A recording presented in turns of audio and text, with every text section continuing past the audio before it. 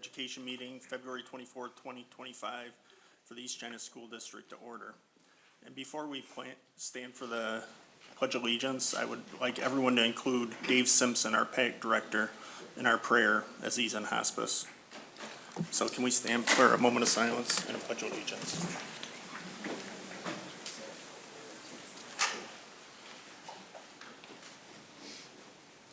I pledge allegiance to the flag of the United States of America and to the republic for which it stands, one nation, under God, indivisible, with liberty and justice for all.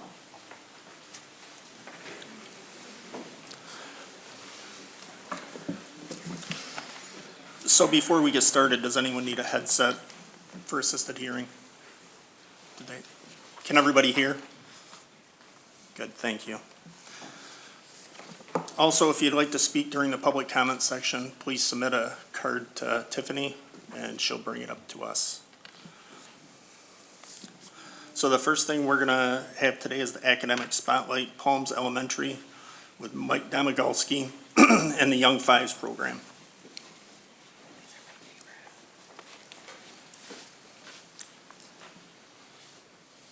All right, President Westrick, members of the board, Superintendent Sabula, and East China community.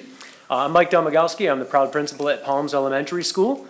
And with me today is Mrs. Kelly Woodhouse. She's our Young Fives teacher at Palms Elementary School. We do have one section of Young Fives.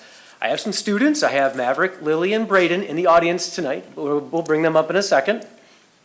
Yes, they're adorable. We just wanted to showcase a little bit about what's happening at Palms as it pertains to our Young Fives program. Really quick, and I tend to be long-worded, but I'll try to be quick. We wanted to emphasize the importance of play when we started to talk about our Young Fives program. We stress academics so much that sometimes, not that we forget, but we need to reemphasize this, that this is a huge thing in a child's development of learning, is play. First, children are in control of their own lives. And we emphasize this not only in Young Fives, but in our elementaries and all the way up to 12th grade. But next, children begin to problem solve. They learn to regulate their feelings. They start to build confidence. They start to take risks. And they also start to then get along with others and then practice empathy and then work through those problem-solving solutions. And we love that quote at the bottom by Mr. Rogers that says, "Play is serious learning," and it is. And oftentimes we get inundated with data and academics and my school data and so on and so forth. We don't talk maybe enough about that social emotional aspect, about really getting them ready for school. We're getting them ready for lives as it pertains to just what I'm doing right now, just speaking and taking my turn, right? So play is extremely important, and that's one of the biggest emphasis that we have in our Young Fives program. Mrs. Woodhouse will talk about that a little bit more. But why Young Fives? Why would you send a student to Young Fives program? Well, it's an extra year of growth. I'll show on the next slide about what the birth dates fall in line with, but it really builds upon, or it talks about those students that may need just a little bit, a little more growth. It's that extra year before they get to that academic rigor of kindergarten. Young Fives does move at a slower pace. It's very, very much hands-on, very, very much play. A huge social emotional focus, but also it's learning how to school. Sometimes we go into a job or we go into school in general or wherever we may go and we think that people should already know how to act and what to do and how to say it. Well, sometimes they don't. But Young Fives really prepares our elementary students for our elementary school and for kindergarten, and it teaches them about school, because the last thing we want is we want them anxious about their learning or their schooling. And Young Fives does a wonderful job. We don't want them to be a hurried child. So last slide before I'll hand it over to Ms. Woodhouse is just this tends to be a good slide to talk about the difference between what Young Fives looks like as it pertains to kindergarten nowadays. I'm looking in the audience tonight and the board sitting to my left here. Kindergarten's changed over the course of time, quite a bit. But our Young Fives program, we have a much smaller class size. It does build stamina for academic tasks. Developmentally appropriate curriculum, a lot of play, a lot of social emotional interaction, and it really prepares those students to have a successful transition for kindergarten. And you can see the kindergarten expectations on the right. All of them talk about rigor, academics, expectations, preparing them for first grade. There's a lot going on in kindergarten. And of course, their birth date has to fall between a certain date, which is July 1st and December 1st. So enough of me talking. I want to have Mrs. Woodhouse talk about what her classroom looks like. and then maybe bring up a couple young 5 students to really show you what it looks like. So I'm gonna hand it over to Ms. Woodhouse at this time. Okay, so what does a day in Young Fives look like? Well, we start our day with arrival, and the kids come and they empty their backpacks and make their lunch choice, and it's really teaching them to be independent and take care of all their own needs, especially since this year I have 19 of them, and they come in between 4 and 5 years old. And so I need to make them as independent as possible, because a lot of times it's just me in the room. So after that, we move on to a soft start. This is where they come in and they can choose between blocks and painting, Legos, pretend play. It's a time for them to make a choice of how they would start their day. So they can socialize, and they start on a more positive note because they kind of ease into their day doing what they like to do best. After that, we move into like phonological awareness activities where we focus on letter identification and sounds. We might be doing segmenting and blending and rhyming activities. We have a alphabet board in our room where each child is responsible for their own letter. They're known as our letter expert. And they know the name of the letter, the sound of the letter, and how to form the letter. So then if a classmate has difficulty with making that letter, they go to the letter expert for help. So again, that puts them in control of their learning, and it also helps to build everybody's confidence. From there, we move into math, and we use the math expressions early learning program. All the other grades use math expressions as well, but this provides a solid foundation to prepare them for kindergarten. In between all of these activities, we do songs and movement just to get all their wiggles out. From there, we go to lunch, and then after lunch, it's recess. Here we go. And then we do a story, and during story time, we work on concepts of print, vocabulary, retelling, comprehension, and we often incorporate visual aids and motions. From there, we go to centers, and centers are hands-on activities that reinforce what we're learning in the classroom at that time. There's 5 centers, and they each last about 10 minutes. And then after that, they go to special, and they each attend the same specials that the rest of the grade levels go to. There's technology, gym, music, art, and STEAM, yes. And then after that, we have snack, and then we do our big social and emotional learning. And this is a major focus in Young Fives. These skills help students to be successful in school with their friendships and also to be leaders. And then after that, we have recess, and that's either inside or outside depending on the weather, and then it's time to go home. So it seems like a long day, but we are constantly moving all day long, and it flies right by. So a focus is our centers for learning. You'll see through the different pictures all the hands-on activities that we do. The ABC Center usually focuses on letters and letter ID and sounds. The Word Work and Writing Center, they're using shaving cream up there to help form the letters. Math is lots of manipulatives working on what we're working on during the math instruction time. Play can be anything from pretend play to blocks, building, painting, arts and crafts. And then our last rotation is the iPads or listening to stories on tape. So here you'll see I have a little video of centers in action, and you'll notice the students engaged, they're working together, they take turns. They're responsible for their learning, and they often help others. This was not what it looked like the first couple weeks of school, but they've come a long way. So here we go. Let's see. Okay, here we are playing Alphabet Domino. You find the capital and lowercase and match them up. So we're looking for a B or a J. You got to look at what the end ones are. B or J.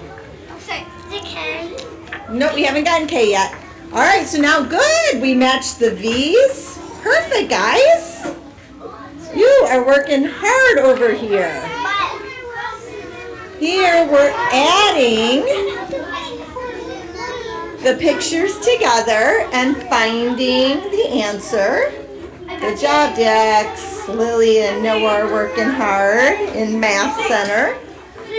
Over for word work today, we are playing Spin to Spell. I do. Where's this? C. Okay, so do you have a C on your board? I have a C. I need a C. Okay, you don't have a C, so then it's Lila's turn.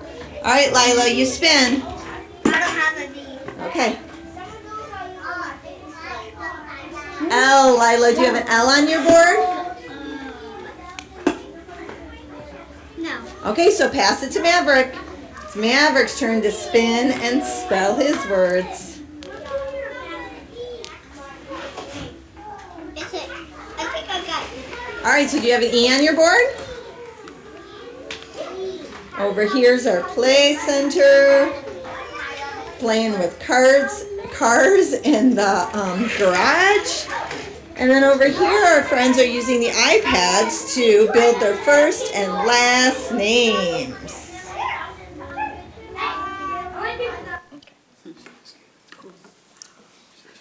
Okay, help me out. All right, so that was Centers in Action. Okay, here we are playing. We don't need to see that again. Okay, so next is writing.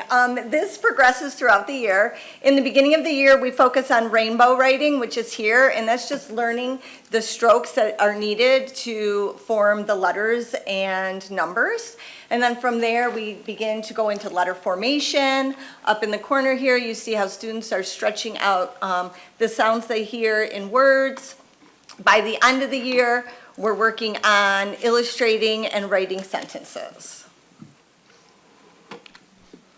And now for our social and emotional learning. We use Second Step, and this is an early learning program designed to increase school readiness and social skills by building social and emotional and self-regulation skills.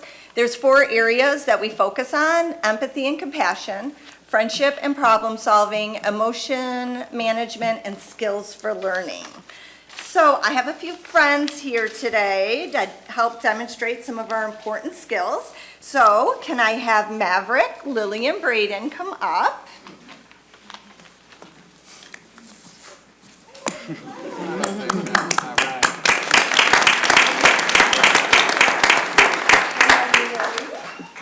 so excited. Braden. Okay, so the first skill we use every day to show our listening skills. The goal of this is to help children learn. What is our first listening skill, Margaret? Eyes watching. Ears listening. Mouth quiet. Body's calm. Yeah, good job. I like that you're saying it nice and loud for everybody to hear. Let's move on to another important skill, and that's showing that we're sorry when accidents happen, because lots of accidents happen in our classroom. We might be moving too fast and accidentally bump into someone or knock somebody's structure down. So when an accident does happen, what's the first thing we say? I'm sorry. It was an accident.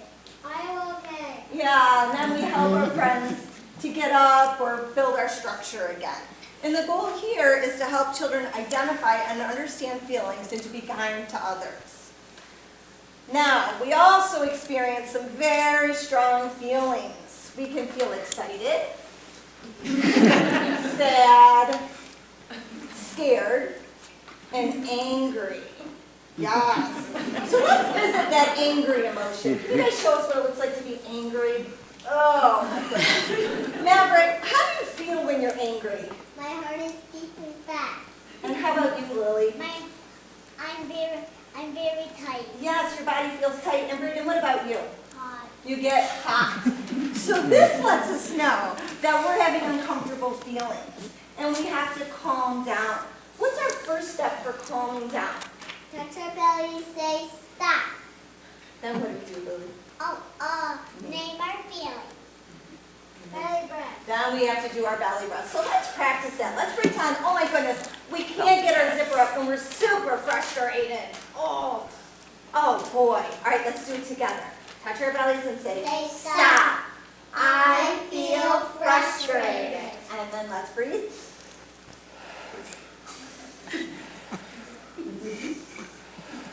Very nice, and I know they often remind me to do this. Looks like you need to calm down. Okay, and for our last one is, sometimes we want to use the same toy or want the same sit spot, and we have to problem solve. So what's one way we can problem solve, Maverick? Can you show us your sign? The What's that? Choose. kindness. And what does that mean? What do you do for choosing kindness? Give the person who wants it have it. Yeah, you're being kind and you're just saying, you know what, you have it this time.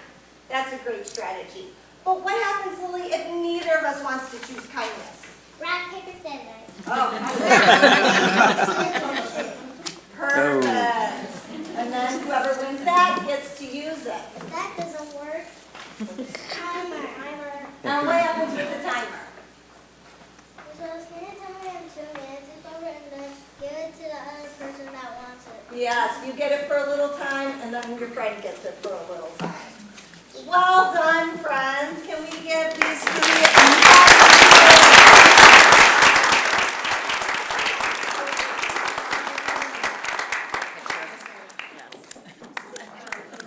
So I just have like 2 minutes left, and then I'm gonna wrap it up. I just wanted to show some data as well.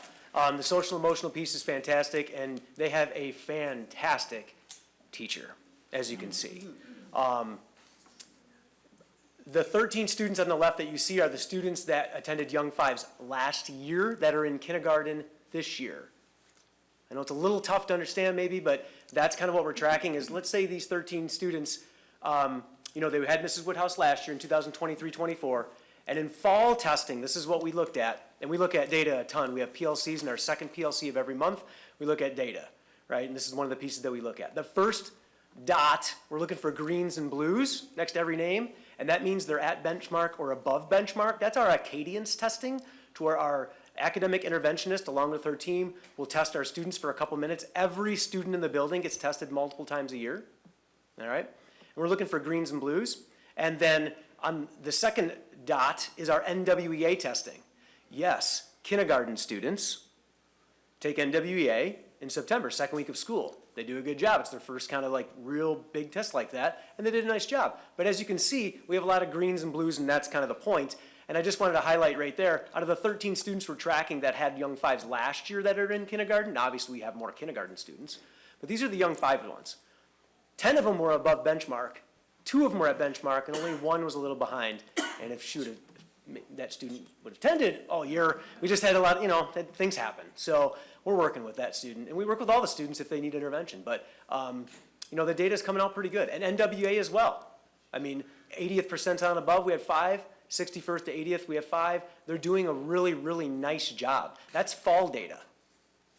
We just took Acadians testing and NWEA, last week, 2 weeks ago, right? So we just got this done. I just finished this slide last week.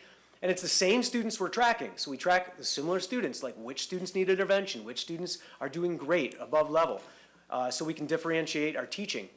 And you can see the first dot is Acadians testing, greens and blues, and the second dot is NWEA. And when you look at the numbers, we don't view learning as completely linear. It doesn't happen like perfect on a line all the time. It ebbs and flows, right? We want it to eventually gain. It does all the time. But it jumps down and then pops up fast. So that's exactly what we're seeing now, 6 months into school, is this type of data to where we're seeing a lot of good growth from our students that have attended Young Fives, long story short. Okay. 2 real quick quotes. I'm not going to read them, but these parents were happy to say their name and how amazing they love the Young Fives program. So thanks to these parents, many more parents would have volunteered if we would have asked, I'm sure. Oh, I had a bunch more. Yeah, we had a bunch more. Put it on there. And it's the program, it's Miss Woodhouse, it's everything. I'm going to give a testament to Mrs. Fisher as well, our elementary curriculum coordinator. She does a wonderful job of giving us what we need, but it is a nice program. So on that, I'll be done. Thank you to the students. Thank you to Miss Woodhouse for presenting as well. And that is our Young Fives program at Palms.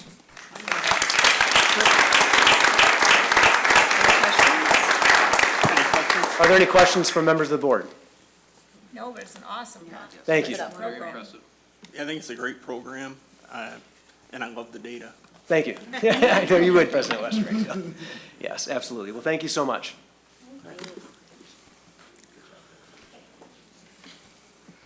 The next item is special recognition, East China Educational Foundation.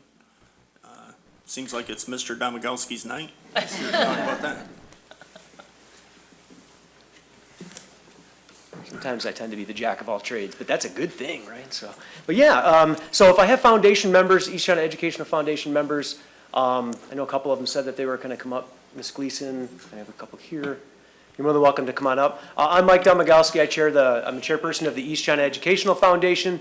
I'll get right into it because that presentation was a little bit long, but that's okay.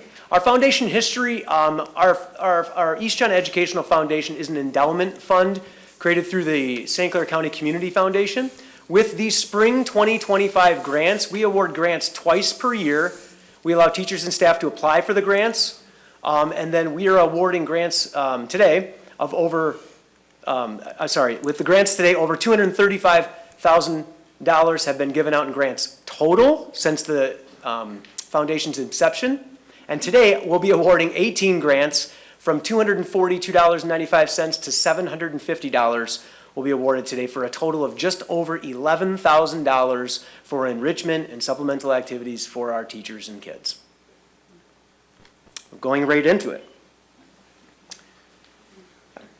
Somebody want to take over? There you go. Hand them out if they come on up. Rachel Radigan of the Early Childhood Center received a grant. She will purchase items to implement a classroom initiative called Try It Tuesday, designed to increase healthy food varieties in toddlers. Come on up, Rachel.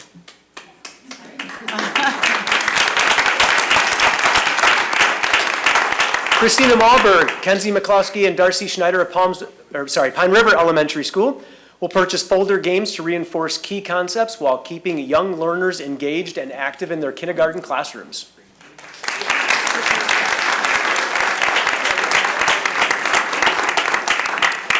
Megan Hargrave of Gearing, Pine River, St. Clair Middle, St. Clair High, and ECC will purchase assistive technology tools, a variety of them. Really cool application we went through. Dale McNabb from St. Clair High School will purchase a new 3D printer to increase hands-on learning in science classes he has. Students will be able to create models of cells, molecules of DNA, bone joints, and organs. All right. It's all good. We like to grant things. Jackie Franklin of Pine River Elementary School will purchase T-shirts for participants in the Links peer-to-peer program. Tyler Wozniak from the Marine City campus will purchase gaming items for an esports team he's looking to build, giving students an avenue for promoting teamwork, leadership, and problem-solving skills outside the classroom. And Jennifer Antonelli, Melissa Ramo, and Jeannie Van Heck of Gearing Elementary School will purchase dramatic play items to involve group interactions where students must communicate, cooperate, and negotiate rules and ideas, simulating real-world solutions.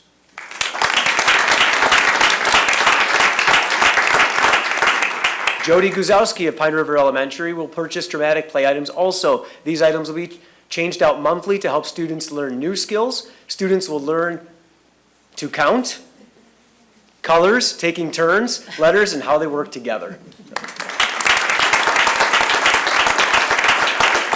Stacy Schweihofer of Bell River Elementary will purchase color code magnets to help her with her hands-on approach in creating programs and code.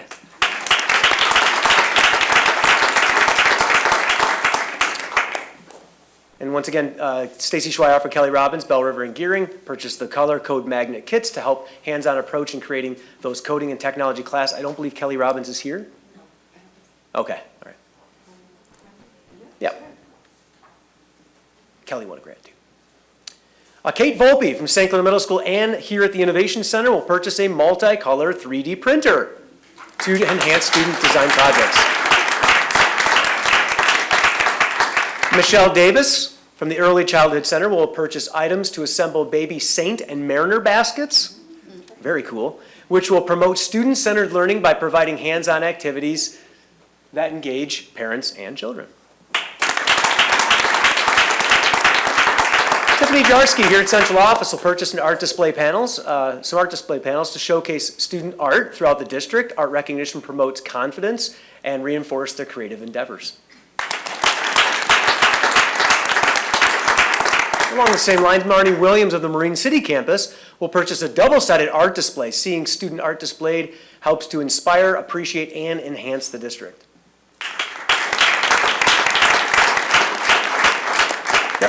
So I know that they're going to want to get you all together, but just a plug really quick, the East China Educational Foundation hosts 2 fundraising events each year. We have a 4 golf outing in August, and then we just wrapped up our Chili Heart event. I don't want to say 5K because we added a chili cook-off, so if you are a chili connoisseur or a creator, we're looking for you next February. We're going to probably continue the same thing. It was quite successful.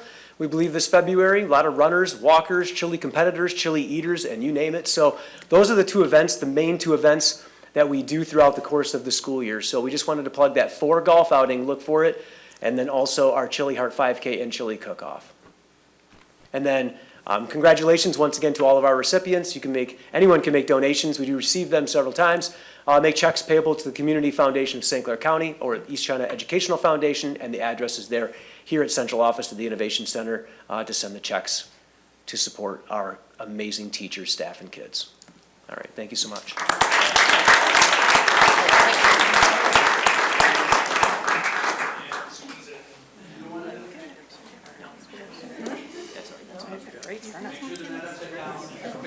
It's almost like a softball float if you want to.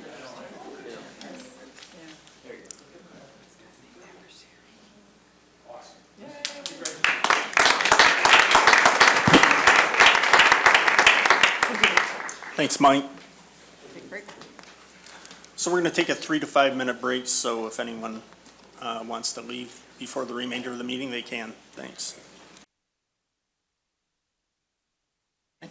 Yes, I'd like to say something. I just wanted to recognize the bravery of the young girls that had come forward and thankfully have gotten a predator off the streets.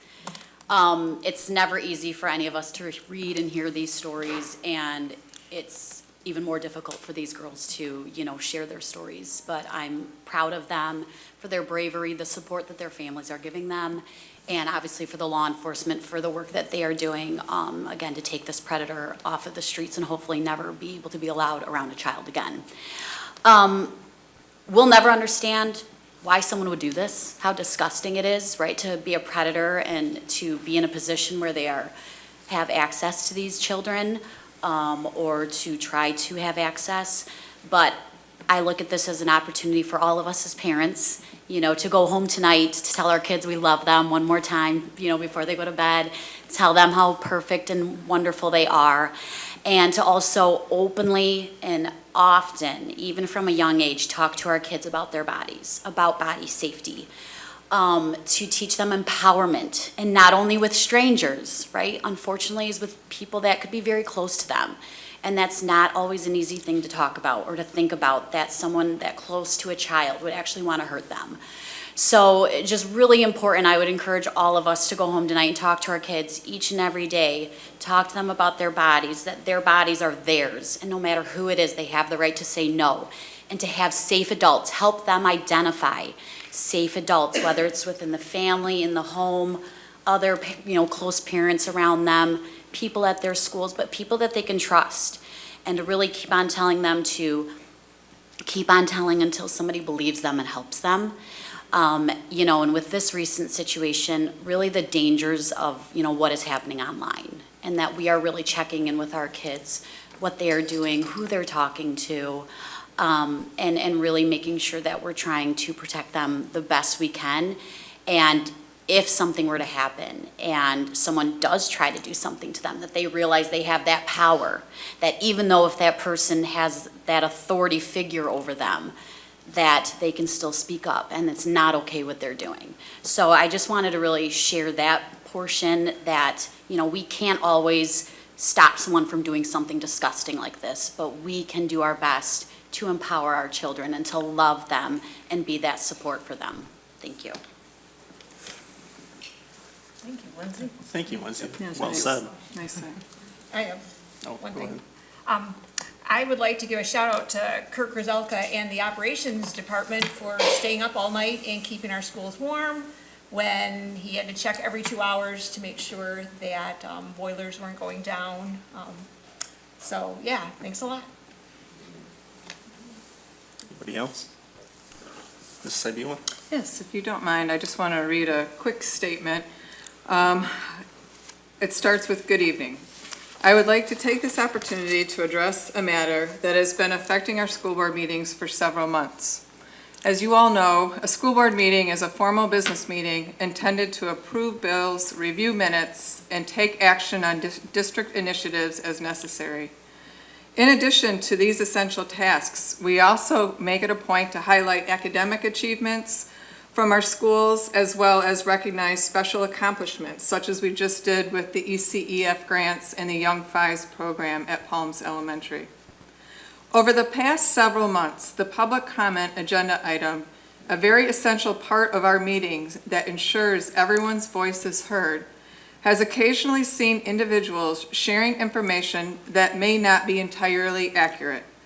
While I fully support and encourage the exercise of this right to speak, I would also recommend that those wishing to participate take the opportunity to call in advance to verify information and ensure that the facts that they're sharing are accurate. By doing so, we can better address concerns and work collaboratively towards solutions. I truly value open communication and appreciate when individuals reach out to discuss matters directly. I have a deep love and commitment to this school district. As a proud graduate of St. Clair High School and a current parent raising my child here, I hold this community close to my heart. It is disheartening to hear false, unfair, and unwarranted statements when the facts clearly tell a different story. Additionally, I believe we should strive to maintain a level of respect in our conversations. Name-calling serves no constructive purpose. I would expect the same level of respect from our students, and I believe we are all capable of upholding higher standards in our interactions. I recognize that the decisions that I have to make as part of my role may not always be popular. I'm fully prepared to withstand constructive criticism and remain open to engaging through respectful civil discourse. However, personal attacks, especially those presented as factual when they're actually based on rumor and speculation, should not be tolerated by anyone, including myself. Such attacks only serve to fuel unwarranted speculation and undermine the integrity of our school district. Our community and our schools are far too important to allow this to persist. I say every day that the East China School District is a special place. It is, with people who are caring and who dedicate themselves to the education, the growth, and the development of our students. Working together is what we need to do to make the positive impact our staff and students deserve. Let's choose kindness. Thank you. Thank you. The next item is response to community input and questions. I have a number of questions here. Who manages social media policy at ESD and controls content? Each school posts to their own Facebook page. Principals, administrative assistants, technology director, and the superintendent all have an opportunity to manage content. Question number 2. Is the board aware that it's illegal to ban people from public Facebook page? We're very cautious about who we remove from Facebook. The only time we've ever had to do this is one time, and it was based on advice from legal counsel. Who is allowed to order the takedown of board meetings, special event meetings from YouTube? The superintendent, technology director, or anyone who felt the video needs to be taken down as a result of negative ways that people might negatively construe the information in the public. Who investigates ADA complaints? How long do they take? What documentations are required? This type of complaint would determine the investigation? Who is the ADA coordinator? Dawn Demick is the Title IX coordinator and would most likely be the one to investigate the ADA complaint. What is the process for addressing wage discrepancies for a bus driver? Through their union representation. Has public comment declined since police have been present at meetings? No, it's actually increased. And I can share data with people if they desire.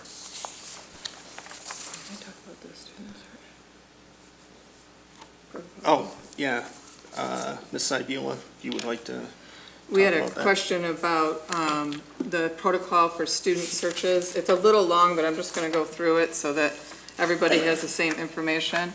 Student searches are predicated on reasonable suspicion and are conducted in a professional manner designed to make certain a thorough search takes place while ensuring there is no physical contact between an adult and a student.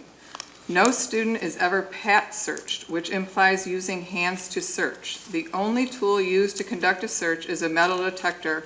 There's an example of one on the desk by Tiffany.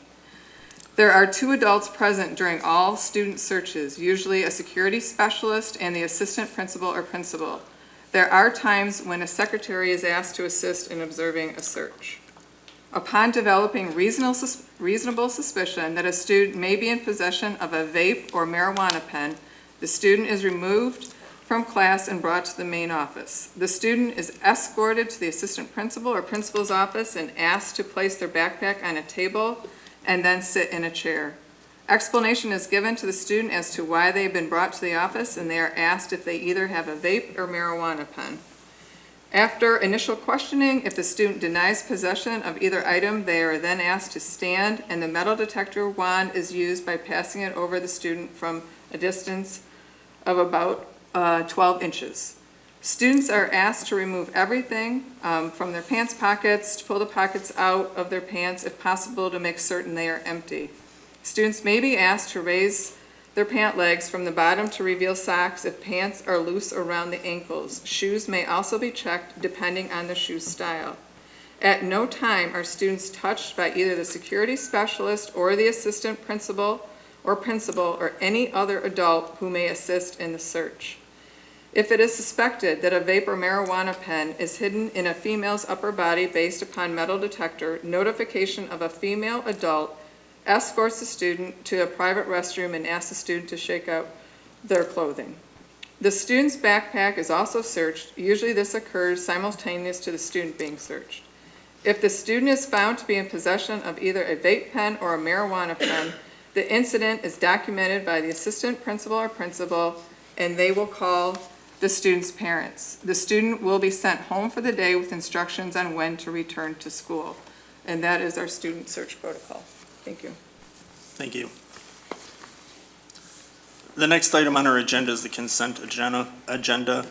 Approval of minutes from the regular Board of Education meeting, January 27, 2025. The approval of the payment of bills, financial statement, and schedule of investment.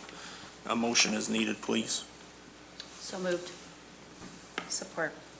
Are there any comments or questions? All in favor signify by saying aye. Aye. Opposed, same sign. Okay, motion carries. The next item on our agenda is departmental reports. Does anyone have anything this evening? Yes. Good evening. It was a nice segue with our academic spotlight to what I'm going to say and share tonight. We do have our kindergarten and young fives roundup the week of March 10th. It'll be at each of our elementary schools from 4 to 6. So anyone interested in that, you can check out our website at www.eastchinaschools.org for more information or call our enrollment office. And again, they will be held at each of the elementary schools the week of March 10th. So we're looking forward to having all the little ones come and join us again this year. Thank you. Good evening from the curriculum department. We are in the kind of the middle of high school scheduling, getting that process up and going, and working with our counseling staff on when they're going to be going to classrooms in the high schools to speak with students about 25-26 scheduling. And then we are also about a month away from announcing and getting the ball rolling with summer school for 2025. And we'll probably looking at having similar offerings to what we've had in the past. So more information to come. Thank you. Good evening. In an update from the business office, I have 2 points tonight. The first is there's always an update in the budget process.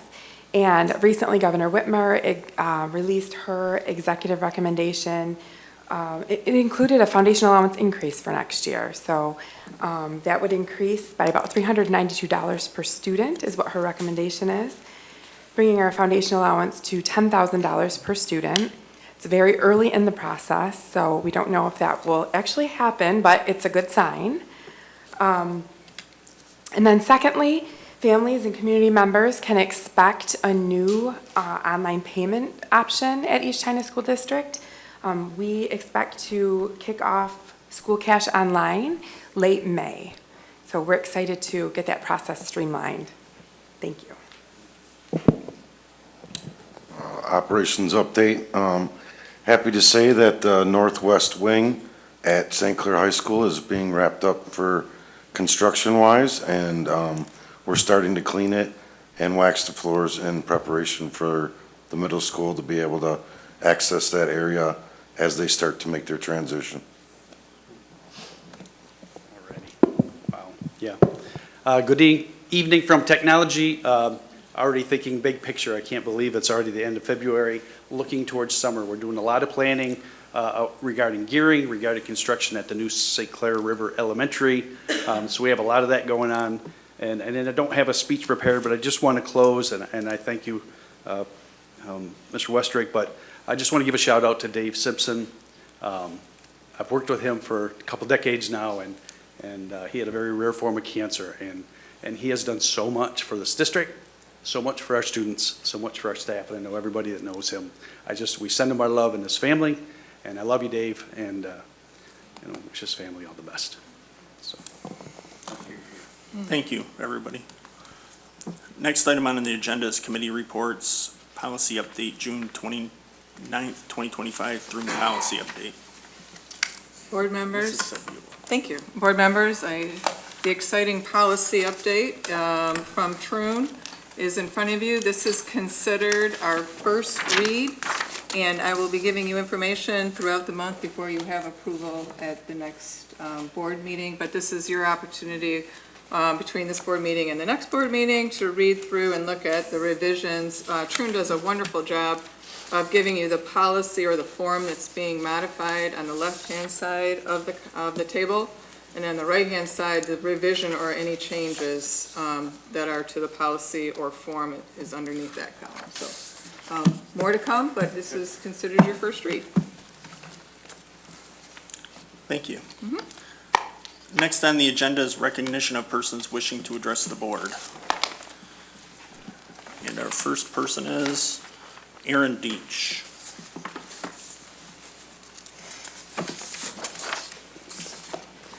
So at 4:32, I received an email, 4:32, an hour and a half before this meeting began, with the statement of the Tim Heigl situation. I find that very humorous, why we would get it an hour and a half before a meeting, because the news is here. That is why we received it, because we were trying to, why? Why then? And why, again, was there no communication that there was a meeting happening at 6 p.m. today? Finding the meeting information on that website is a joke, an absolute joke. You can send emails out for the most ridiculous, stupidest things site-wide to the entire district, but you can't let anybody know when a meeting is happening. And that statement that you just read about facts, I'm sorry, but you need to read that again to yourself, because the facts that you're putting out are false as well.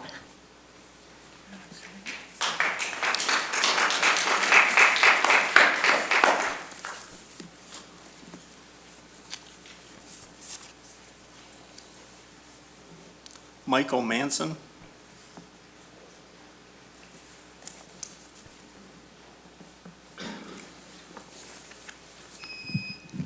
Good evening.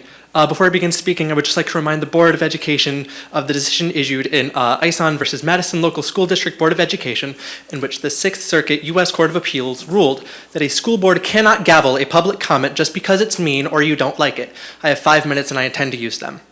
My name is Michael Manson. I graduated from St. Clair High in 2023, and I'm currently a secondary education student at Central Michigan. I may be blowing up my career options here, as I've always wanted to return to ECSD and teach in the future, but after my comment tonight and knowing how this district works, I know that that may not be an option. I'm a former student of Tim Heigl's. I joined choir in the 2017-18 school year, the year he first came into the district. Throughout the time he worked for the district, I watched as he made a victim of several of my friends and my peers. He would pull female students in for special one-on-one sessions in a private practice room with no cameras and no one else around. In these sessions, he would frequently make sexual jokes and advances towards them with nobody else to prevent that from happening. These were reported to the administration at both the middle and the high school level several times, and yet he was allowed to return for the 2018-19 school year, where his behavior only continued to get worse. Students, especially his female students, frequently expressed concern over not feeling safe in his classroom or around him. Even after he was let go from the district, he continued to reach out to students at East China for sexual favors, many of whom were never even in choir in the first place. But those are all things that we know. But I want to make sure you guys understand the gravity of how you handled this situation. First, you claim you weren't aware. Absolutely untrue. Ron, you were the principal of St. Clair High School at the time, and I know for a fact that these concerns were brought up to you, and yet you and the board excuse his behavior as fatherly, and I'm not sure of the relationship you guys have with your fathers, but my father does not offer me drugs and money for nude photos, so maybe you guys need to go get something checked out in therapy. Second, when he was let go from the district, there were no legal investigations immediately into what he did while at St. Clair. This allowed him to accept another teaching job at Cranbrook Schools, and allowed him to work also as a Little League umpire, where he had unlimited access to all the children he could so desire.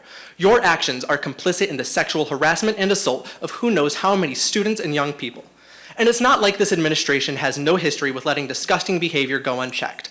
In fact, when I was a sophomore at St. Clair High School, I received a text from another student that said, and I quote, I'm sorry for the language I'm about to use, but this is a direct quote, "I don't fuck with Jews. I'm basically the next Hitler, you Jew fuck." When I reported this to you, Ron Miller, you accused me of pushing a Jewish homosexual agenda on her and told me that it was my fault that I was spoken to that way. Yet another example of the constant victim blaming that goes on in this district. You don't care about your students, and as a former student, I feel 100% comfortable saying that. You only care when it comes down to $1. You can't handle being put in the hot seat for a single second, and I hope this is coming back to bite you in the ass now. This board and the district are accessories to any and all of Tim Heigl's crimes. You cannot claim you have no responsibility when you were 100% aware of what was going on underneath your noses. You are absolutely responsible for the trauma and shame that many of these students faced for years during and after his time here. So, after tonight, you have two choices. You can continue to think that you did nothing wrong and keep enjoying your cushy school board position, or you could admit that you are at fault and do what the students in the community have been begging you to do for years and step down. And unfortunately, I know none of you are going to pick that latter option. You're going to sit here and deny that you have any responsibility for Tim Heigl's actions, but I can only hope that the FBI investigation currently ongoing reveals your complicity in his behaviors and you all face federal charges as accessories to criminal sexual conduct. To conclude, I want to simply state what every single person in this room is thinking. You should all be ashamed of yourselves for what you allowed to happen. Fuck you, resign in disgrace.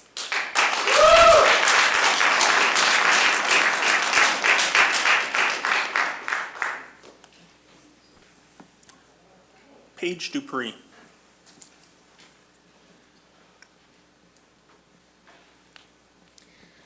Hello, my name is Paige Dupree. As stated in previous meetings, I am a previous Marine City High School student who graduated in the class of 2017. I spoke about how great of a person Lori Gardner is and how much of an impact she had in my life. Recent events have shown that what I said was in one ear and out the other, and was never taken into accountability when it comes to wrongfully treating Lori Gardner. It has been completely unprofessional and inappropriate. Not only is she a great teacher, but she's one of the only teachers that I didn't have a negative experience with. Some of the experiences I had in Marine City High School were not things I like to think about. Many of those experiences happened in Darren Letson's class. Mr. Letson allowed his baseball team to use study guides on the final exam. They all got 100% on every worksheet they did, and they all got to fool around in class, the entire class, and including throwing tennis balls around the room. The other students, however, had to work as hard as they could, and they still weren't getting good grades. For example, I spent hours and hours putting together a 5-year plan, which was our assignment for the week. I had a 5-page diagram of everything I would do to come up with the money and what I would do to build and become successful within 5 years. Letson was grading the papers in class. I watched him open my paper, look at the first page, close it, and put a 74, and move on to the next person. Letson's class is the only class I ever failed in high school. I had to retake it, but this time I retook it with Miss Kerr. Of course, I passed the class no problem. There was 2 different teaching environments between the two. One was completely sided towards sports kids, and the other was sided towards anyone that wanted to put effort in. As you could imagine, I did better in the class that needed effort. Another experience I had was one in English. One of her students ran over and killed my dog before the school year had begun. Some harsh words were exchanged between me and that student, and the teacher started treating me badly immediately starting the school year because the person I had a problem with was on her volleyball team. Obviously, that resulted in me being forced to switch classes, which thankfully was better for me because I got switched into a class that wasn't going to target me, and I did great as I should. I had another bad experience in Miss McNamee's class because her and my older brother had gotten a car accident before school. She leaned over my desk in an intimidating manner and would bring up the fact that her and my brother got into an accident as if it was a threat. She would mention it multiple times throughout the year. The same teacher also ruined my perfect attendance that year by giving me a tardy because my calculator fell out of my folder and I didn't have it on me. I didn't miss one day the entire school year. I was not late to any class in the entire school year, and the calculator is what took away my perfect attendance. Another teacher who I was in class with, I started to fall asleep because I was not feeling the greatest and we had vehicle problems on the way home from a road trip, which caused me to get no sleep the night before. And instead of checking on me, he humiliated me in front of the entire class. The previous assistant principal, Mr. Ming, pretty much told me who cares about my dog getting ran over and that I can't let it affect me because it's just a dog, and even though it's a family dog, I need to get over it. Which is not how an assistant principal should speak to a student. There's plenty of different experiences I could also speak about, and I'm not going to, but I wanted to touch bases on the fact that so many teachers are doing wrong in that school, and so many teachers have done wrong, and were never reprimanded. Yet the one teacher that I had that was great to every single student, no matter where they came from, who they were related to, if they were smart or lacking, she did what she could for each student and would adapt for each student to make sure that they can excel in her class. It hurts me to know that the people who are on the board and the people who previously have been on the board had students in her classroom who also excelled in her class and enjoyed and loved Miss Gardner, could still treat her in a way and allow for her to be treated like this. I don't know if it's too late to bring her back onto East China School District board side, but I will say if Lori Gardner decides to leave East China School District, that school will be doomed. She's a light in that school and will always be a light in that school as long as she works there. And you guys are the ones burning that light out. It's not only affecting her and her family, but it's affecting every single student, past, present, future. To wrap this up, as I stand here with my baby girl at home and a baby girl on the way, I can confidently say that my children will not be attending East China School District if this is how the employees and the students are going to be treated. Thank you. Thank you. Sean Treadaway.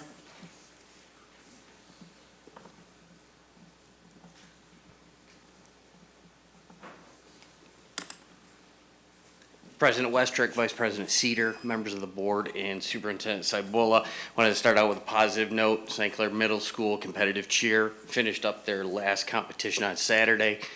And from start to finish, they improved every competition. So from Coach Riley to Coach Angela and all the girls just wanted to make sure that everybody up there knew that they're busting their little butts out there. But for a serious note, we seem to be missing something at that board table.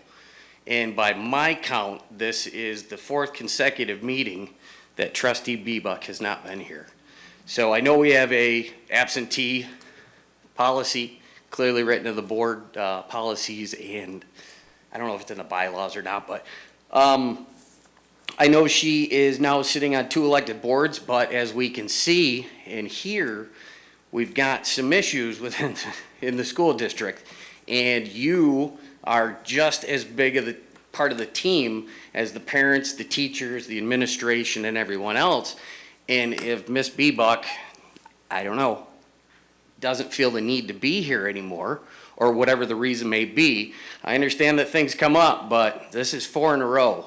I'll say 3 3/4 because she did make the one roll call and then left. So I think it is upon the board members, especially the new board members, thank you. Like to see the new faces and particularly the youth there as well too. So maybe we can address Ms. Bebuck's absenteeism or malingering or just not wanting to be here. Thanks. Thank you.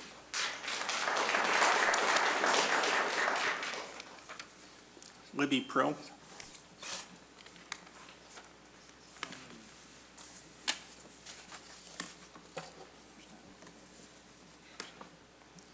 Good evening, I'm Libby Prill. I'm a former school district board member for East China Public Schools. I was not going to attend tonight until I saw this morning's Channel 4 news report. While I appreciate the media update that was on the table when I came in, that handout does not excuse the questionable release of earlier statements to Detroit news media. Most of our teachers and administrators are exceptional educators in this district, and I know and like the majority of the people sitting at these tables. However, I feel the administration of this district has lost the trust of the community to protect our children and to treat our teaching staff with respect and, to be honest, and to be transparent with the community. Administration absolutely knew why the Michigan State Police requested Tim Heigl's HR records in January. There was no mystery. It is disturbing that the district would issue a statement to the public suggesting that they had no idea what that subpoena was about. Aside from students and parents expressing concerns at the time Tim Heigl worked here, this has had broad coverage on social media and previous newspaper articles since this fall. As I recall, there were public comments during board meetings that made reference to some of these issues. To claim no awareness of the reason for the subpoena is a blatant lie unless the disconnect with the rest of this community is so pronounced that we have leadership that is simply not vested in reality. Where we are tonight is why many teens do not trust adults in our community. Teachers are stifled for fear of retaliation, and parents are fed up and want an immediate change. I believe it started with the Riverview restructuring rollout to students because it was rolled out to students first rather to their parents, and this set off an alarm that cost us a sinking fund renewal that should have easily passed. Not responding to the knowledge of a coach that has bullied students for 20 years. My own children can tell me stories of what went on when they were at Marine City High School. We had a student who was so bullied by this coach that he tried to end his life. What were the consequences for this teacher and the district in relation to the know or should have known, which has become the measure of negligence apparently across this nation? The ongoing retaliatory harassment of a popular teacher, outing her name and potential discipline to the community, was egregiously unprofessional. A winning girls softball coach was fired, then restored, all covered in local papers. She wasn't the only coach that was forced out for not conceding to special considerations for certain family members of administration. Why would you rehire a teacher who was terminated for whatever reason? And I'm not going to argue why he was terminated. But especially when there was significant discussion of him grooming a female student and then was known to have inappropriate interactions with her. We rehired this gentleman after somehow terminating him. What do you think our students think of what they've been witnessing in our schools for the last few years? They're not blind to this. In fact, much of this we learned from them.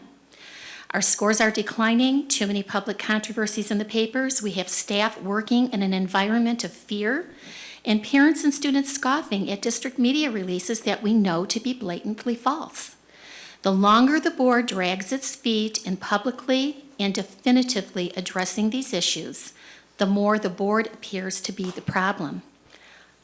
You have to choose your master. I think, for the most part, this is a very good board. but you either work for the community or you work against it. The baggage that our administration carries, and I'm sorry, Ron, you're going to get dragged down with this. And so now we have a board member with baggage that is growing in this community, and our community can no longer afford to carry this baggage. So I respectfully request that you take a look. Pat Bebuck, Ron, Suzanne, Dawn, I'm going to drag you into this as well. You're the HR manager. And I think that all of you do truly care about kids, but you have lost perspective. We have to correct it, and I think that this has dragged on long enough. Thank you.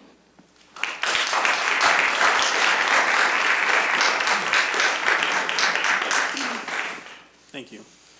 Dustin DeSnyder.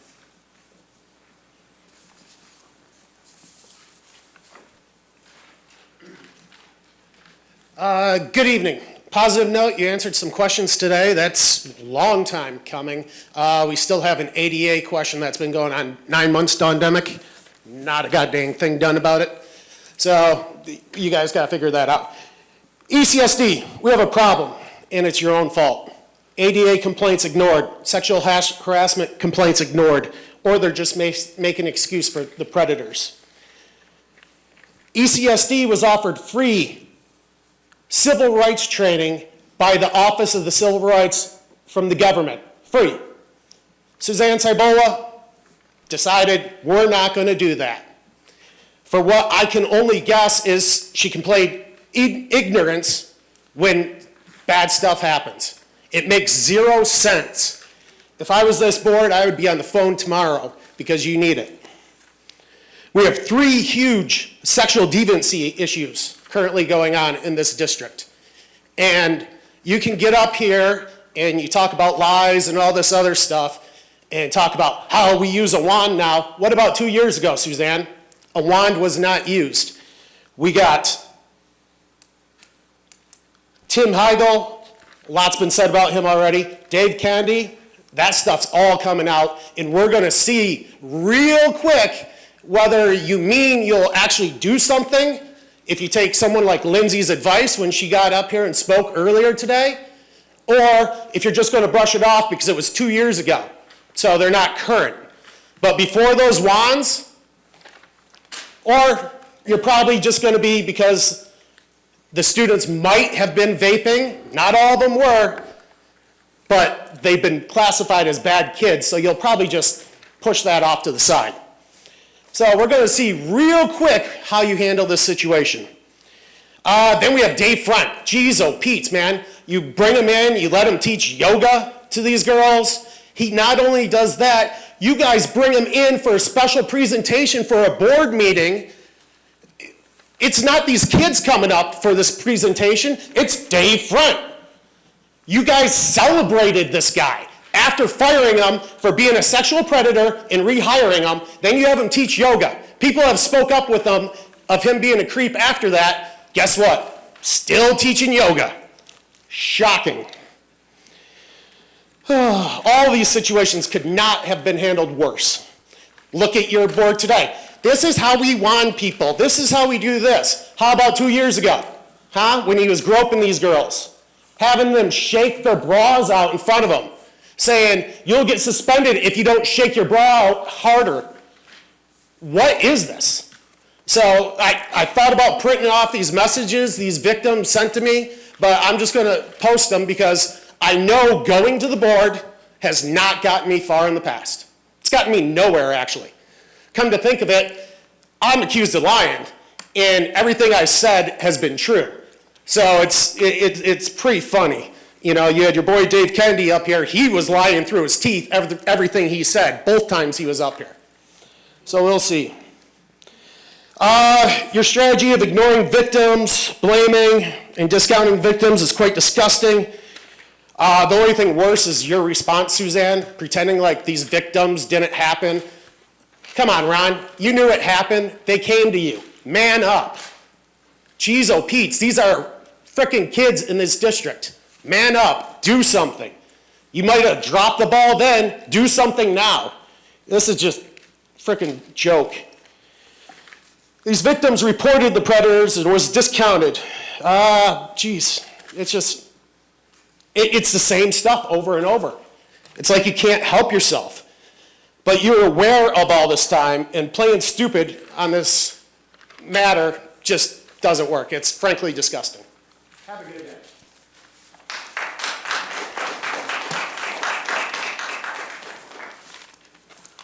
Jeremy Miles.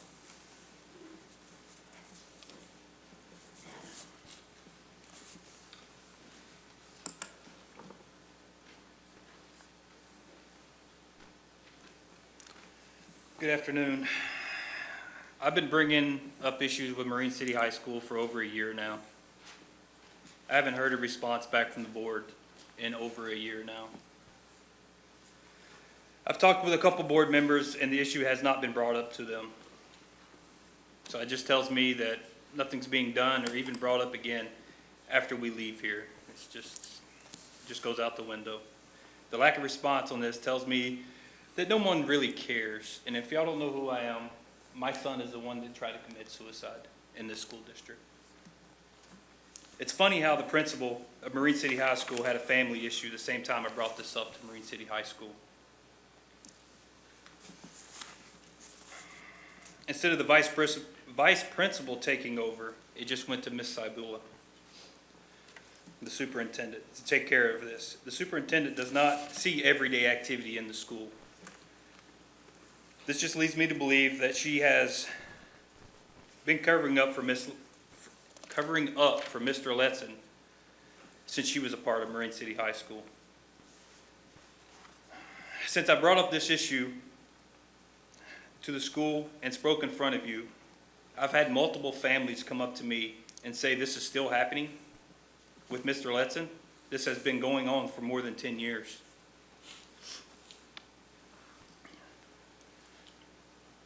Thinking he can belittle students. In my opinion, since nothing's being done, I think this is kind of racially motivated because my son is from the Arabic descent. And I spoke that on my first time I spoke up here. It was took down. I'm not sure why it was took down, but I guess that was against the policy. And he's one of the few that goes to this school. As I said before, we need to stop this before another kid try to hurt them. Another kids try to hurt themselves. Stop covering up stuff. Do what's right.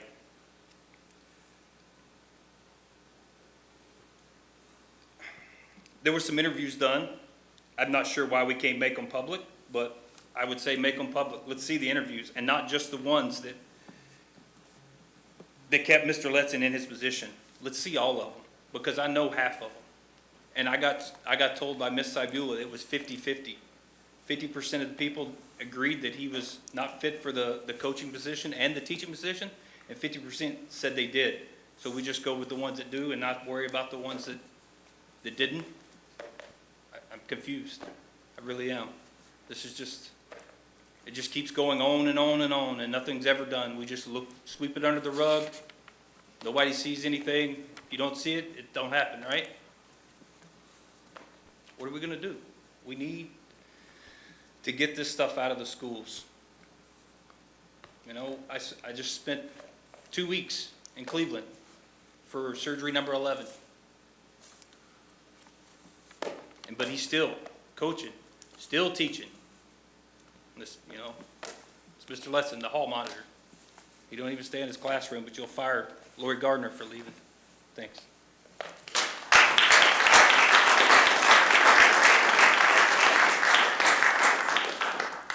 Thank you. Easton Jones.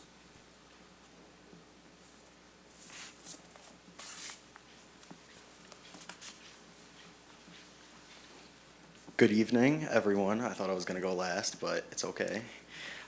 Tonight, I'm not just speaking to the board. I'm speaking to the community, the parents, the students, the teachers, and everyone who cares about the future of our schools. We all want the same thing, a safe environment for our students, a place where they can learn and grow without fear. In order to protect that, we need to be fair, we need to be just, Right now, there is a lot of anger, and I understand why. The recent arrest of a substitute teacher in the district is shocking, horrifying even. He took advantage of his position, and justice needs to be served. But that one person's actions does not define every person in the district. One man's crime should not shadow over the innocent. There is also a claim spreading through social media regarding Mr. Kennedy. Although there are concerns about issues within our district, we need to make sure that we are looking at each situation separately. If we are going to discuss him, then let's discuss what he has done, not what others have done. Let's not blur the lines and separate the situations. There has been accusations against Mr. Kennedy, and I do not dismiss those concerns, and I do not silence voices. That is why I have asked Elena Harmon, an amazing friend, to speak as well tonight. She has a different perspective, and as well I do not personally believe the accusations against Mr. Kennedy are justified, I recognize that different viewpoints exist. This conversation should be about understanding the truth, not division. From my experience, I've never seen Mr. Kennedy act in a way that would make me believe he had bad intentions. The principal has stated that, and I quote, "Since Mr. Borzi, we have not used our hands, and there has always been a female present in the room when conducting searches on a woman." Additionally, he confirmed when a female student is asked to shake out their bra, it is only requested by a female staff member privately. Staff like Alicia Rubel and Lisa Higgins can confirm this. Has Mr. Kennedy ever looked at someone in a way that made them feel uncomfortable? Yes. A parent who pulled their child from the district claimed Mr. Kennedy looked them up and down inappropriately, but perception is not the same as intent. Security footage confirmed that he did look her up and down, but I believe it was a look of disgust, not attraction. That could be the case for students who wear deemed inappropriate outfits by older generations or are often caught with contraband. If there are issues with security policies, then let's talk about that. Let's propose solutions. If students feel uncomfortable, let's make changes to fix that, but we cannot destroy a man's career over perceptions and assumptions. History has shown the dangers of false accusations. The Salem witch trials led to innocent people being hanged or burned based on fears and rumors. The Scottsboro boys were 9 black teenagers falsely accused and convicted despite a lack of evidence. More recently, the case on Richard Jewell, a security guard falsely accused in 1996 Atlanta bombing, shows how quickly public perception can ruin a person's life. People have lost their jobs, their reputations, their futures, only for the truth to come out when it was too late. And someone's name is ruined. Once someone's name is ruined, there's no taking it back. I'm not here to tell you what to believe. I'm here to ask you to think, to question, to be fair. Justice is not about punishing the loudest target. It's about finding the truth. And if we allow fear to replace fairness, then we have already lost. So tonight, I ask the community to separate these issues, look at the facts, and do not let one man's crimes define another. Do not let assumptions destroy a person's life. Seek the truth. This is how we move forward, and this is how we protect our schools. Thank you very much. Have a good night.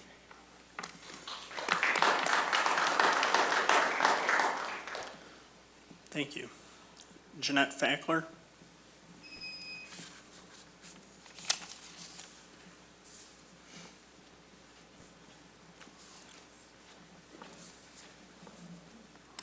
I want to know why Dave Friend is still an employee of East China School District.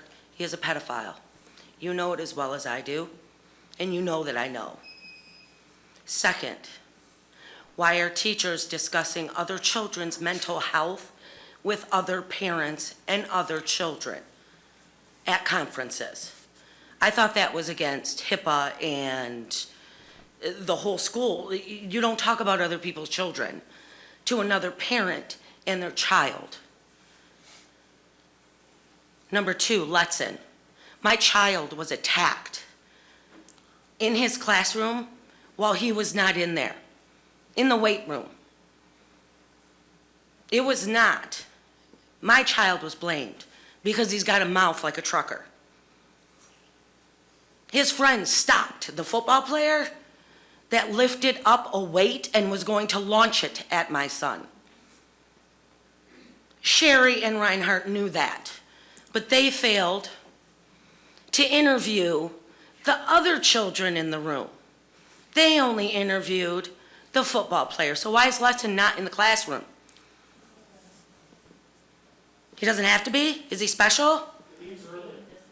Yeah, he leaves early. He's on his phone. Yeah, yeah, and he watches football all the time. Children, tell me. Second, why was my child taking English B before English A, Physics 2 before Physics 1? He has an IEP. Why is he taking physics at all? Yeah, my son got expelled from this school and is now currently going to VLA. The special ed teacher there asked me those questions. I told her to call you guys because I didn't know. You set him up to fail. Fail school. He has been bullied since elementary, hung by a belt by another student in elementary from the playscape. Principal Andrea, what'd she do? That little boy's special and lives with his grandparents. Yeah, bullied from kindergarten until he was expelled. And he was expelled because he stood up for himself, mouth like a trucker. No, it's not right, but he's got one. His dad passed away. Was there any help from the school for that? No. No, just keep pushing and pushing. Football players bully and bully. The kid that put my son in jail, do you know he came to my house the week before that happened? I threatened to call the police. I called his mother and told her, keep your child away from mine. No, my son spent 30 days in jail because he stood up for himself and has a mouth like a trucker. Yeah, this school district is disgusting. And I tell everybody, it's full of pedophiles, full of bully teachers, full of bully children. And if you're on the football team, though, you are golden, right? Isn't that how the sports work in this school district? Yeah, it's disgusting. I cannot wait until my daughter graduates. And I will continue to tell everybody that asks me about East China School District that they're full of pedophiles, the board doesn't care, the teachers don't care, and the one teacher you did have that cared, you booted. You are trying to get her out. She's the only good teacher you have. The only one. And my son said that because she helped her with his homework. Not the teacher that assigned the homework, her. This school district is disgusting, and I want to know what other pedophiles are in here. Because you got two now, Frent, who's still employed here, and Heigl. Disgusting school district you are.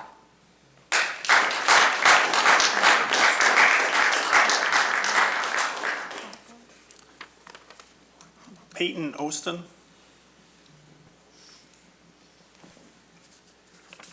All right, I wrote this out so I could keep it concise, respectful, and factual. I attended St. Clair High School. I graduated in 2019. I would like to address the statements that were released regarding the district's involvement with Tim Heigl. When I was a 16-year-old girl, Tim Heigl began teaching choir at St. Clair High School and became the theater vocal director. He then proceeded to victimize me and many of my friends and peers. He continued to attempt to contact some of us through 2024 until he knew that he was finally caught. Myself and the other girls were all extremely outspoken about his behavior towards us as our educator. I know at least 5 separate individuals, one of whom who came with me tonight, spoke to staff about Tim Heigl. This staff at the time includes Counselor Lisa Higgins, Counselor Paul Short, and Principal Ron Miller.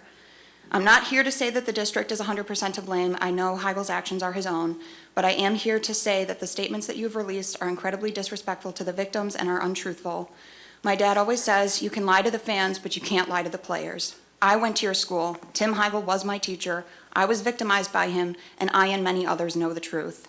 Your staff within St. Clair High School were informed of his behavior, told verbally that he was making us uncomfortable, touching us, making sexual jokes, and students also provided screenshots of him messaging us privately through Remind 101, where he had access to our personal phone numbers, as well as adding us on Snapchat and Facebook.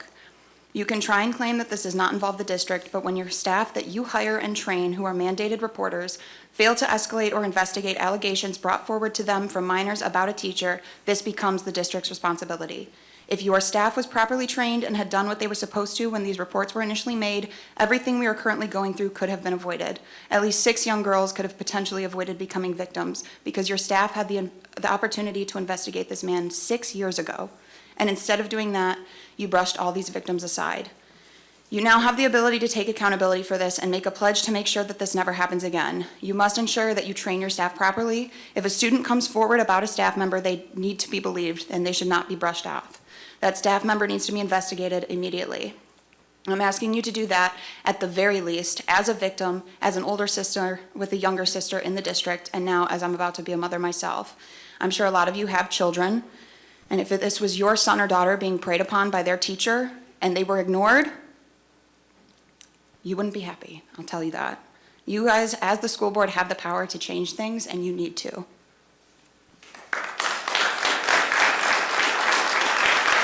Thank you. Raymond Bowell? Baywall? Sorry about that.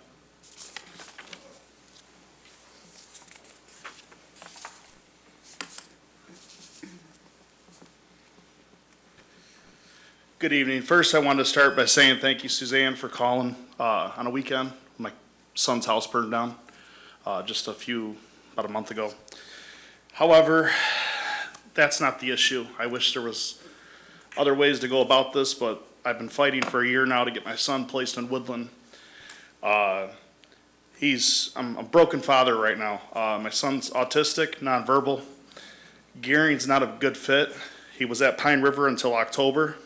At that time, I had one of his ABA therapists sit in on one of his meetings, or one of his school days. It's a half day. He eloped 3 times.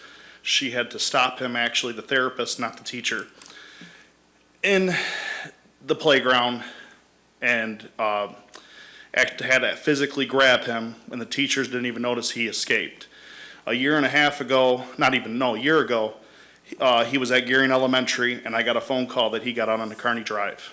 My son has elopement problems, and you guys are not equipped to handle him. I've told you guys this multiple times, and I asked if I could have a BCA therapist sit in another day at Gearing, because I switched him back to Gearing. You did do that for me, Suzanne, and I appreciate that. But they will not let someone sit in there, and Terry Wedge told me that that is a violation. Well, if it was a violation, why did it happen at Pine River? What would have happened if my BCA therapist wasn't there that day and my kid's on King Road? I sadly have to make choices with my son that most kids don't have to do.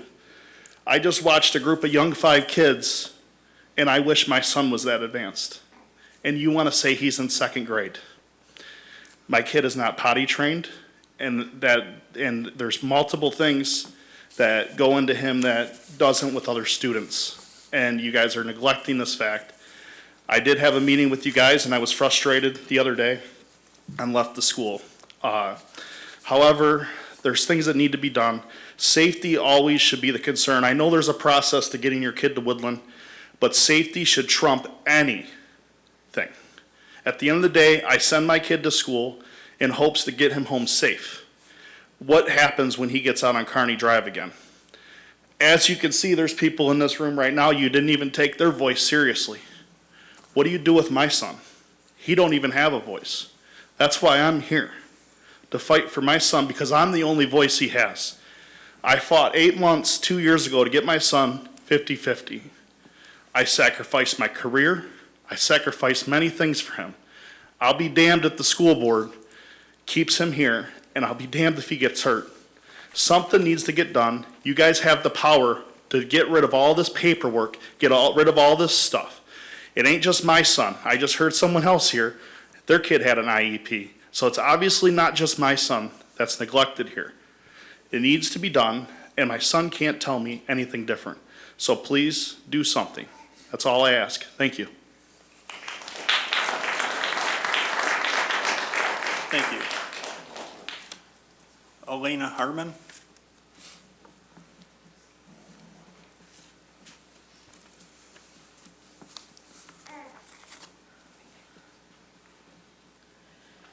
Good afternoon, everyone. I want to start by saying that I wouldn't be up here if I didn't believe that this was important.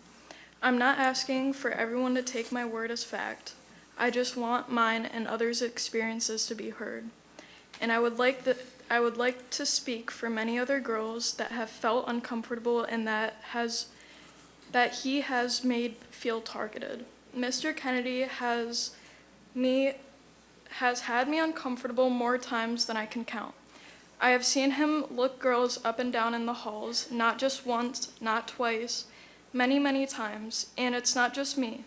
I've heard from other girls who have felt the same way, who have felt watched, judged, and targeted.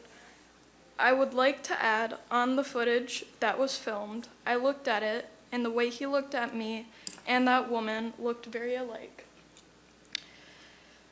There was a time when I was walking into the lunchroom and he grabbed a girl next to me by the arm, asking if she was vaping.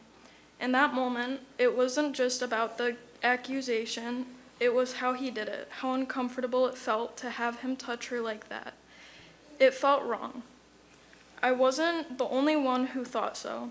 I can't imagine how uncomfortable it made her feel, and it wasn't just me who saw it, many others did too. And then there is the way he looked at people. I started noticing that when I wore shorter shirts and tighter shirts, or tighter pants, his stares would last longer. I started wearing hoodies and sweatpants just so I wouldn't feel like I was being watched. One time I was walking down the hall, he looked at me up and down again and told me my outfit was inappropriate. Why? Because he couldn't control where his eyes went? It felt unfair. It felt like I was being targeted. And I'm not the only one saying this. My boyfriend, Jaden Herrera, has seen it too. He's seen Mr. Kennedy scanning girls, looking them up and down, searching more women than men. It's a pattern, and I know people will say it's just a part of his job, that he's just being a security guard, but if that were true, why do so many girls feel the same way? Why are we the ones feeling singled out? I don't believe that he should have searched all of us so many times for no appropriate reason. I would like to add, not to mention, the amount of pat-downs that I have heard is ridiculous. I personally have been searched in 3 months more times than I can count on my hand. And David Kennedy has never once found a thing. He assumed that I was vaping every time. And I want to add, only once did he ever have a female in the room. Only once. I'm not standing here to tell you what to believe. I just want you to think about it. If there's multiple people feeling the same way, if there's multiple people coming forward, then why isn't it worth asking? Why?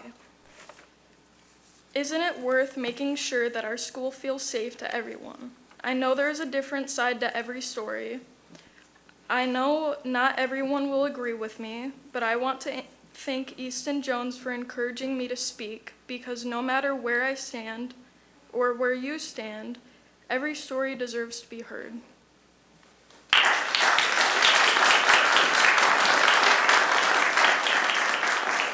Thank you. Jaden Herrera.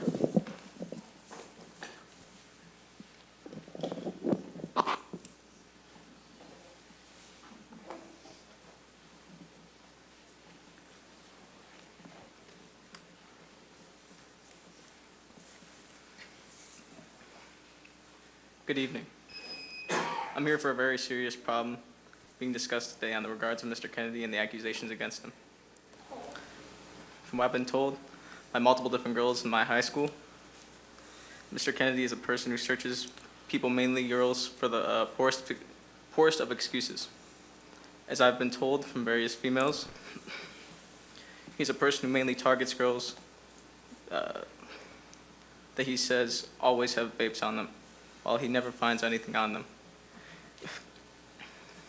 What I've seen multiple different times, too many to count, Mr. Kennedy is a person who seems to love looking at girls in the hallways during lunch or any period of time.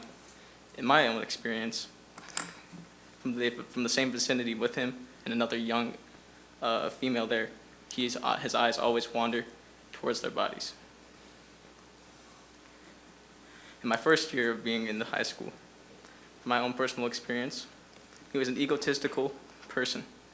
His tyranny upon all students alike, causing distress and discomfort with his demeanor on interrogating students. as if he was enjoying doing so. The multiple searches he would do on people from what I saw were mainly girls that he was searching. In my last 2 years of high school, from my experiences, tyranny stopped, but his eyes never did. He would still look at girls up and down, especially ones who were wearing revealing clothing. That's all I have to say. Thank you. Thank you.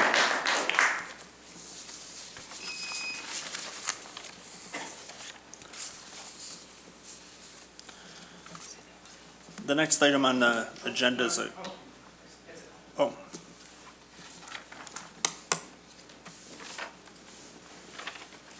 Thanks. Catherine Adams.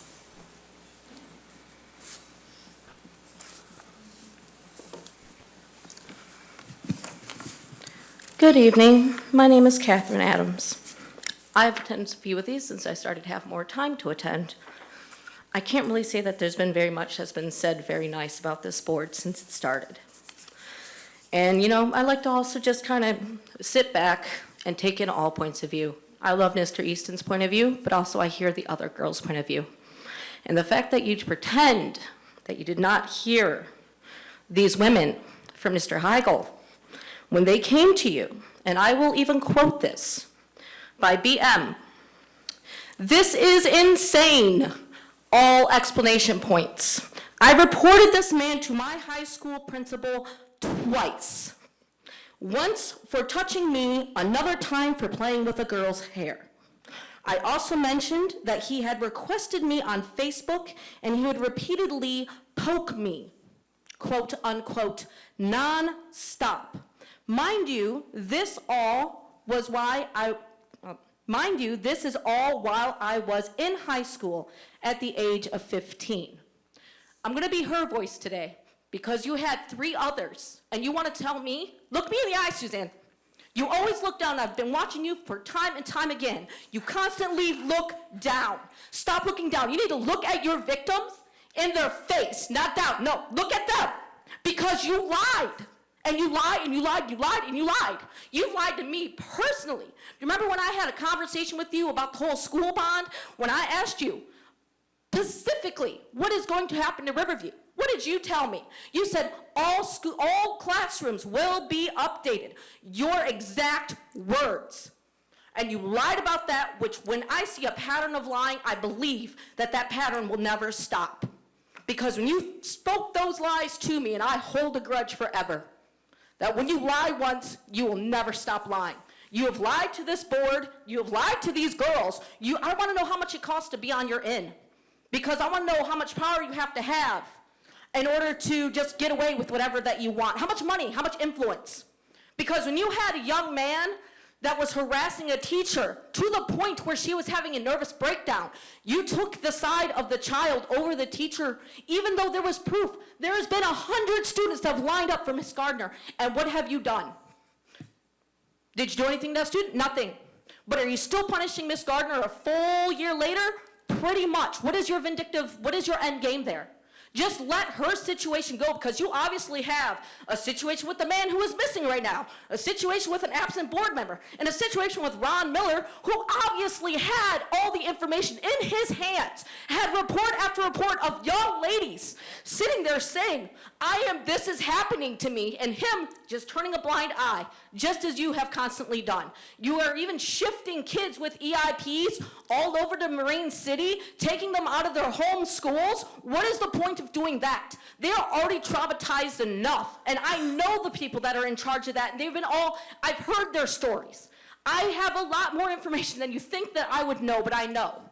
You need to let that young man that's fighting for his son stop making it hard for him to send his kid to Woodland. That is a wonderful school that has the securities needed for a nonverbal child. Let these women have their freaking, respect, that when they come with a complaint, especially one of sexual prowess against either Kennedy or Heigl or that yoga instructor, which was a news bomb to me, why don't you listen to the people that come to this microphone, because every time they speak, your head is down. So my request to you is to shape up and look up. You need to make eye contact with those victims, with those parents crying, with those teachers, with those school bus drivers coming to you, and you ignoring them.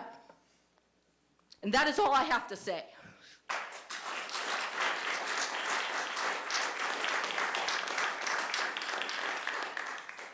I didn't fill out a green card, but I'd like 5 minutes. Yeah. You have them, I filled them out, every time I talk. They don't work. Nobody calls, nobody emails me. I'm Darcy Patterson, I'm an employee, Hold on, so I'm in Alan- the email. I'm sorry, Alan Richley's next. She can go ahead. Okay. Go ahead. Okay, I'm starting with, I have to do this, I wasn't gonna speak. I've been coming up here, everybody seems to think that I'm complaining that I don't make enough money, and this is not what I'm complaining about. Our union contract was broken to hire somebody in. You broke the union contract to hire this person in, that whose family member works in this building with them. When I started to speak up, I got pulled into a meeting that I was not warned about. And then after I didn't agree to everything, I was retaliated on. And then to furthermore, workplace bullying onto it and that. So this is where I want to go, January 13th of this year. We're all driving bus. It's a Monday afternoon, elementary time hours. Our secretary comes across the radio looking for a middle school student on a certain bus. The mother is furious. We all heard it. We all heard what was being said. They found her, she was on bus during elementary, and that the driver was very rude to our secretary about it. Another driver who had an empty bus offered to come and get that student and take the student home. The driver declined. I pull my bus in. I'm watching that driver with a middle school student after the elementary run of the opposite sex as walking to their personal vehicle with the student. I went into the office. I usually never go in. I went in and I asked and I said, hey, how did that student get home? And the secretary shrugged the shoulders. And the other driver that offered was standing right there as well. And they looked at me and I said, personal vehicle? The other driver ran out, tried to stop, couldn't. By the time next morning rolls around, every story it all changed. Well, I was there for 10 minutes after, mom was furious. Daughter, nothing, all the stuff. Why aren't elementary and middle school routes separated for a reason?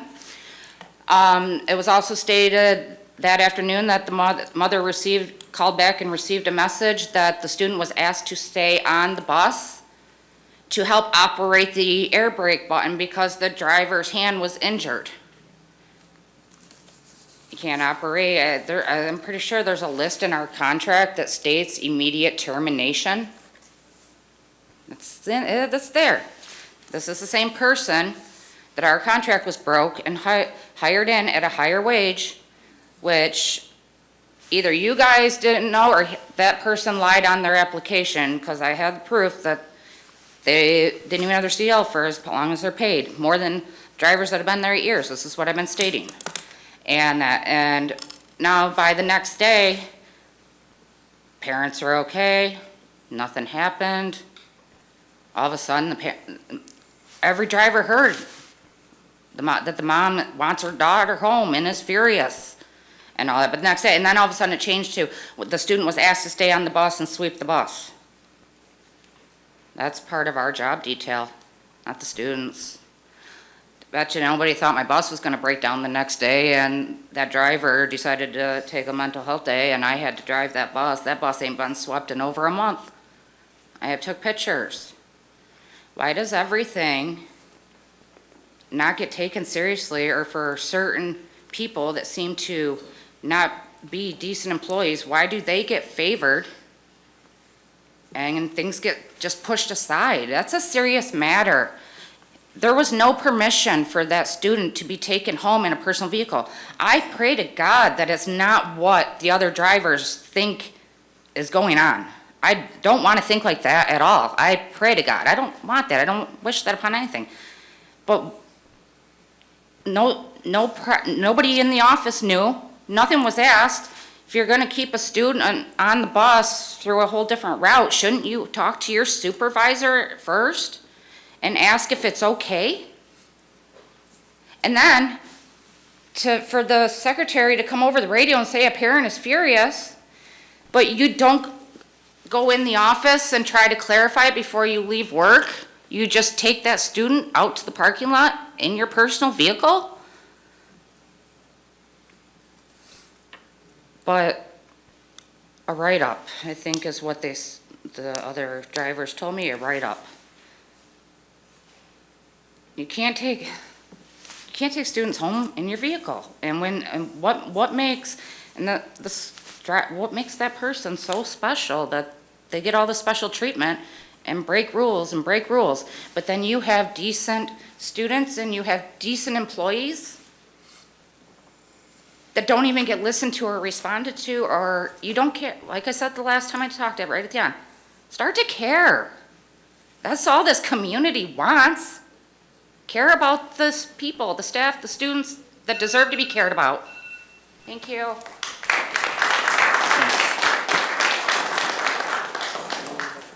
Alan Richley.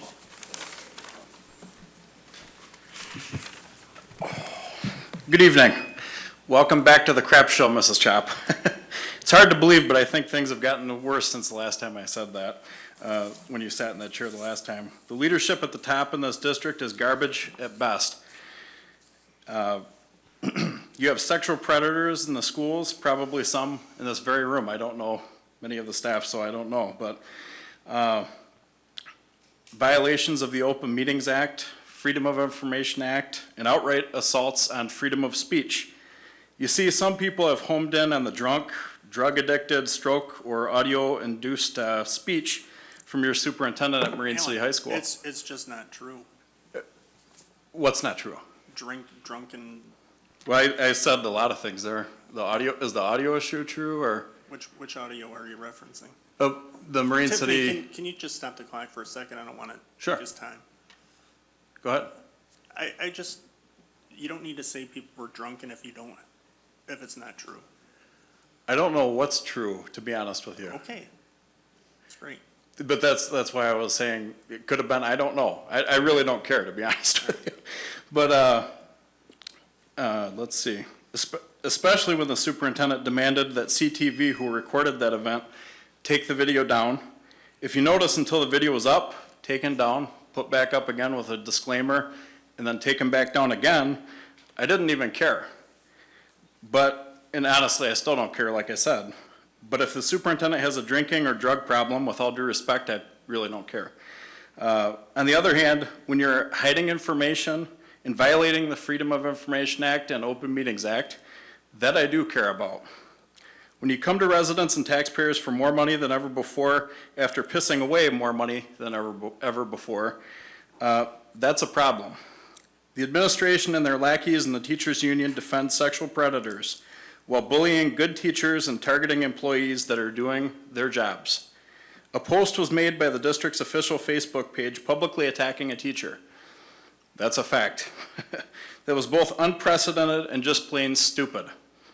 I have submitted multiple Freedom of Information Act requests for information about who has control of that page, who is blocked, etc., which we got some answers tonight, but why not in writing? I don't get why but anyway.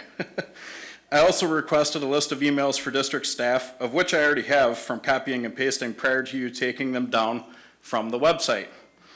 Both requests were denied on account of a claim that these records do not exist. I wasn't born yesterday. Clearly they do exist.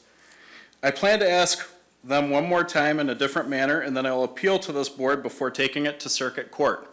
And one of those FOIAs was actually written by an attorney. I really do not want to do that. I just want the information. I also attempted to reach out to Dawn to ask questions after she invited me to about the FOIAs that she granted, and have yet to hear back. So apparently that was a load of crap. I don't know. But On the freedom of speech issue, I have been very consistent on this. I've had people get up and personally attack me when I was on this board. Some things were fair criticisms and some were flat out lies. That being said, either way, people have a right to get up and speak, whether you like it or not. Whether they're right or wrong, they have that right. If you don't like it, I would suggest not working for the public or serving an elected office. Or as Harry Truman once said, if you can't stand the heat, get out of the kitchen. After reading some posts prior to this meeting tonight, I want to say that I agree with the sentiment of Kevin Linke. Parents need to get involved. I get that it can be frustrating because most of the time speaking to these people is like talking to that wall over there. But it's still important to let others know that they're not alone. They need to get to these meetings and turn up the heat. I get life can be busy, but this is critical. You need to stand up for your children. This district is going down the tubes and fast. And the only thing these people care about is money. Vote down millages and take your kids out of the school system until they listen to your voice. I've had so many people, even people who hate me with a passion, contact me and tell me how corrupt and inept this superintendent is. It's not just one teacher or staff member going through this. There are many, but they're scared to say anything.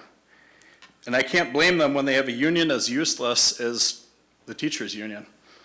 To residents of this district, stand up and let your voice be heard, and to members of this board, stop sitting on the sidelines and being silent in the face of blatant violations of the law. Thank you.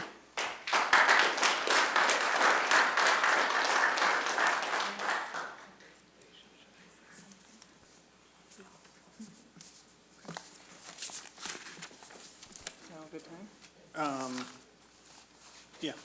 Ms. Sabula has an announcement. I did, in the course of the busy day today, I did receive from Pat Bebuck her heartfelt resignation from the school board. She served for many years, but has decided to step down. And I didn't want the meeting to end without that being said, since it came up during public comment.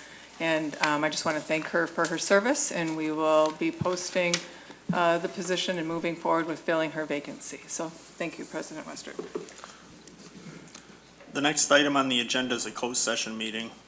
Pursuant to Section 81B of the Open Meeting Act, Act 267 of 1976, and upon the request of the student, if 18 or legally emancipated, or student's parent, I move that the Board of Education go into closed session for the purpose of conducting a hearing to consider the discipline of the student, and 81C to consult with its attorney regarding the trial or settlement strategy in connection with a specific pending litigation, but only if the open meeting would have a detrimental financial effect on the litigating or settlement position of the public body.